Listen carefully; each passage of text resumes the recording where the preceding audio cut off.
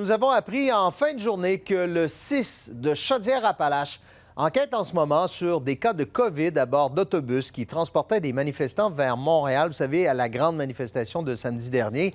Alors, Marie-Maude, il y a un appel au dépistage qui est lancé là.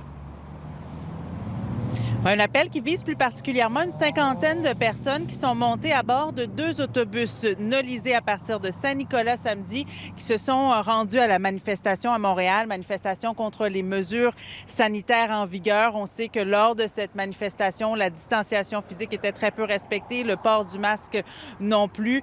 Alors, depuis leur retour, la santé publique de Chaudière-Appalaches a enregistré des cas de COVID, des gens qui étaient à bord de ces 2 autobus-là. On nous dit moins de 5. On refuse de donner davantage de détails pour des raisons de confidentialité.